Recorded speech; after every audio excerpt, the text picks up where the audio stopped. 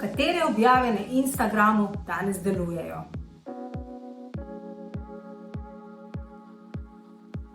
Instagram je v lasti Facebooka in tako kot na Facebooku se tudi na Instagramu marsikaj spreminja.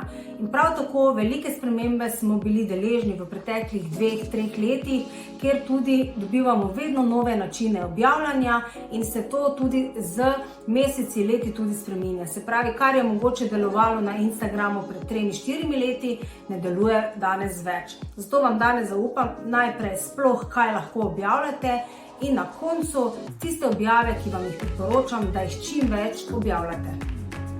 Čeprav Instagram postaja vedno bolj video aplikacija in ne več toliko kot fotografija, še vedno pridejo do izraza lepe fotografije. Se pravi, na Instagramu lahko objavite eno fotografijo ali 10 fotografij v tako imenovanem vrtiljaku oziroma karusel objavah, ki vam jih definitivno priporočam. Še vedno pa so v ospredju lepe, zanimive fotografije, ki pritegnejo ciljno publiko. Druga vrsta objave so definitivno video vsebine. In zdaj video vsebine so se na Instagramu skozi leta spreminjali. Najprej smo imeli videe kratke do 1 minute, nato je prišlo IGTV, kjer smo lahko objavljali videe daljše od 1 minute tja do 10 minut, oziroma če smo jih naložili preko računalnika tudi do 1 ure.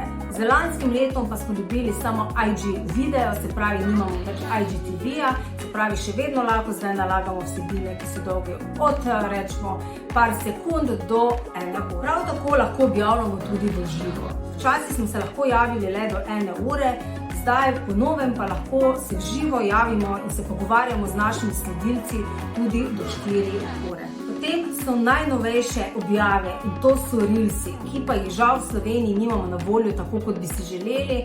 Namreč lahko jih nalagamo po enih poteh, ampak ne moremo jih prav editirati, ne moremo dodati glasbe, zato rečemo, da imamo jih na voljo na pol, so pa dejansko Reelsi tisti, ki trenutno v svetu tudi najbolj delujejo. Potem imamo še na voljo izginjajoče vsebine oziroma tako imenovane storije.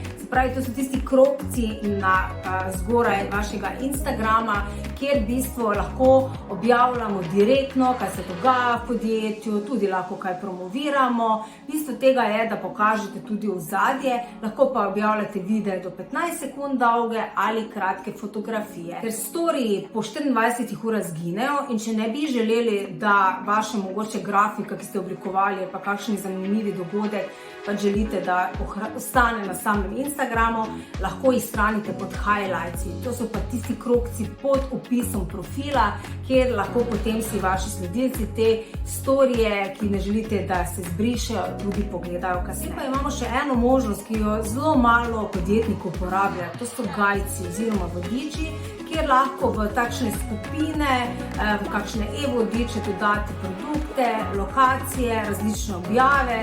Se pravi, naprimer, če vas zanima vse o Facebooku, vse Facebook objave oziroma vse, kar je na temo Facebooka, shranite v ta vodič. Tako da dajte jih uporabljati, najdete pa jih dejansko, ko začnete objavo, imate tudi eno rubriko Guides. Tako na kratko, kaj lahko objavljate, če se pa ne znajdete najbolj na Instagramu, vas zanima, kako biti še uspešnejši, kako pridobivati sledilce, kako narediti strategijo in načrtovati objave, kako si pripraviti grafike in vse, kar je povezano z Instagram algoritmi, potem se mi v maju pridružite na spletni Instagram delavnici, kjer vas bom naučila vse, kar potrebujete za uspeh na Instagramu. Vabljeni!